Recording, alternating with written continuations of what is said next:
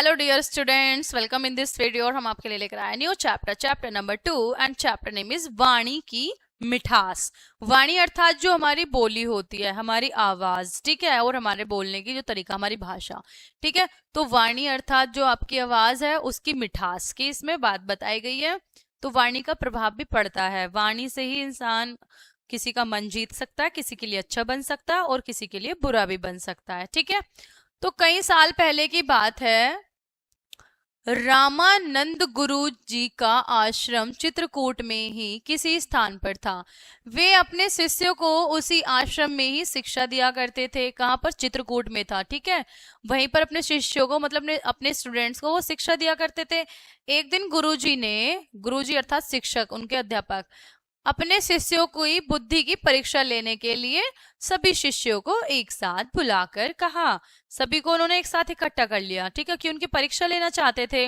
मैं तुम सबकी परीक्षा लेना चाहता हूँ। जो मेरी परीक्षा में उत्तीर्ण होगा मैं उसे ही अपना योग्य शिष्य बनाऊंगा। ये किसने कहा? गुरुजी ने कहा सभी बच्चों से, ठीक है। जो मेरी शिष्य मतलब परीक्षा पास करेगा, ठीक है, वही मेरा योग्य शिष्य बनेगा। तब सभी शिष्यों ने गुरुजी से कहा, गुरुजी आप जब चाहें हमारी परीक्षा ले सकते हैं। गुरुजी ने फिर एक दिन सभी शिष्यों को क्या कहा? अपने पास बुलाया और कहा, तुम्हारी परीक्षा का समय आ गया है। तुम्हें 2 घंटे के अंदर अंदर मेरे प्रश्न का उत्तर देना होगा। ये बोला उनसे। अब शिष्यों ने पूछा, गुरुजी प्रश्न क्या है? तो गुरुजी ने बताया कि प्रश्न, तो उन्होंने प्रश्न किया गुरुजी ने। अब देखेंगे हम क्या प्रश्न किया। यह बताओ सबसे मीठा क्या है?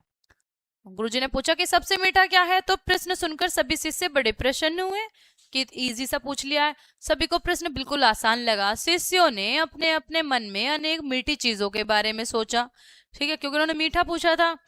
किंतु वे ये भी सोच रहे थे कि कहीं ऐसा ना हो कि वे जो चीज बताएं दूसरे की चीज उनसे ज्यादा मीठी हो। इसलिए सभी शिष्य मीठी से मीठी चीजों के बारे में सोचने लगे, खोज के लिए निकल पड़े, ठीक है। एक शिष्य ईख के खेत में पहुंच गया। वहां जहाँ उसने गन्ना तोड़कर चूसा तो उसको वो अत्यधिक मीठा लगा। वह दौड़कर गुरुजी के पास आया और उसने कहा, गुरुजी सबसे मीठी चीज तो गन्ना है, ठीक है। थोड़ी देर में ही दूसरा शिष्य गुड़ लेकर आ गया और जब वो गुड़ लेकर आया उसने बोला, गुरुजी गुड़ सबसे अधिक मीठा है। अब तीसरा शिष्य एक प्याले में शहद लेकर आ जाता है। अब वो बोलता कि गुरुजी यह तो बहुत मीठा है। अब जो चौथा शिष्य था वो एक हलवाई की दुकान से एक रसगुल्ला लेकर अपने गुरुजी के पास आता है और बोलता है, क्या इसमें सबसे अधिक मिठास है? सर्वाधिक अर्थात सबसे अधिक, ठीक है। इसी प्रकार वो सारे शिष्य आते गए, अपनी अपनी समझ से मीठी मीठी चीजों के बारे में उन्होंने बताया, मीठी मीठी चीजें लेकर आए अपनी समझ के अनुसार। तो सभी अपनी अपनी चीजों को सबसे अधिक मीठा बताने लगे, ठीक है। तो गुरुजी जब किसी भी शिष्य के जवाब से संतुष्ट नहीं हुए तो फिर क्या होता है?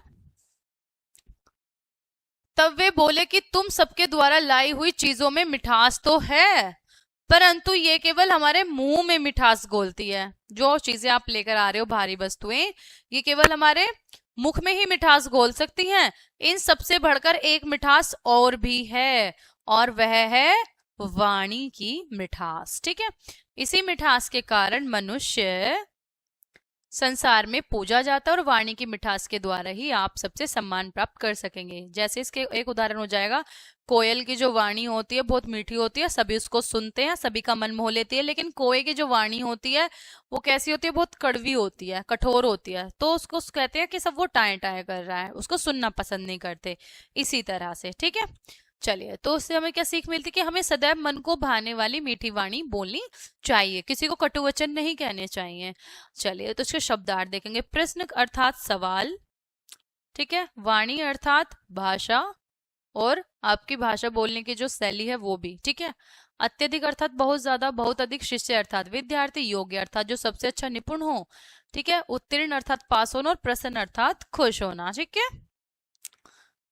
ये चैप्टर हो जाता है आपका यहीं पर कंप्लीट। मिलते हैं नेक्स्ट वीडियो में, तब तक के लिए बाय बाय।